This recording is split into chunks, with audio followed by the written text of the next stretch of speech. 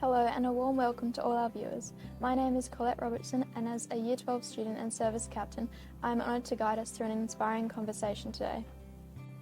We are joined by representatives from two remarkable Catholic agencies our school is proud to support, Mr Walsh from the Archbishop Shopfront and Mr Landro from the St Vincent de Paul Society.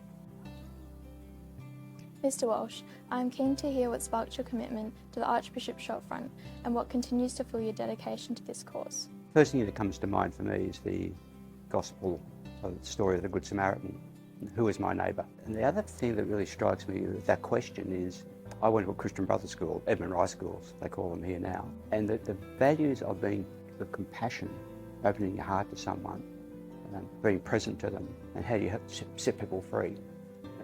That's where I came from, and they're still the things that give me passion today. Now, Mr Landro, could you share what drives you to make a difference at the St Vincent de Paul Society and what keeps you motivated every day? Yeah, I think it's my understanding and belief that God created us all as equals. Fortunately, some people, due to certain circumstances, whether it's mental or physical health, broken families, drug addiction, many things, they find themselves in very difficult situations.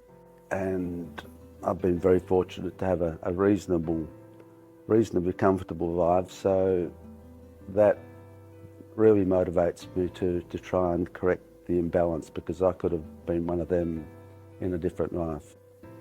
With many feeling the pinch of the cost of living crisis, Mr Walsh, could you tell us how these economic conditions are affecting the people you help and what steps Shopfront is taking to respond? To me, it's much the bigger problem, but similar in size, is actual housing. Yes, Shopfront provides food, but I'd like to give you 3 examples if I can. And these aren't the people's real names, obviously for confidentiality, but Tom, Elizabeth and Lizzie. Tom is married to Lizzie and their daughter. But they're living in a caravan. It's all they can afford. They come into Shopfront most days of the week.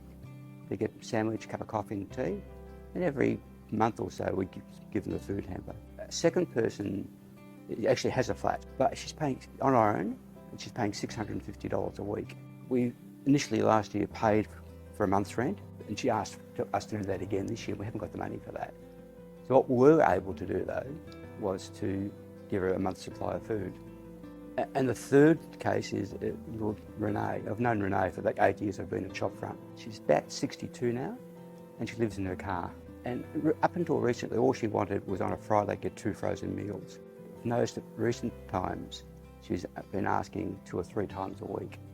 In a similar vein, Mr Landro, with the increase of prices of essentials, how is St Vincent de Paul Society managing and prioritising donations to meet these needs? St Vincent de Paul's, we provide many services such as emergency food and toiletry deliveries, Vinnie shop cards, or clothing, furniture deliveries.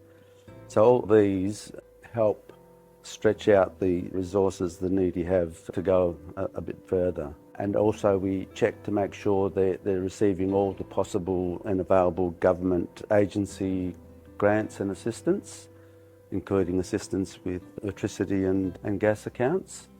Helps stretch the available funds just to the maximum, which in these tough times it's essential. It just helps them get through. Thank you both so much for sharing your insights and for all the work you do. We are all more inspired than ever to help.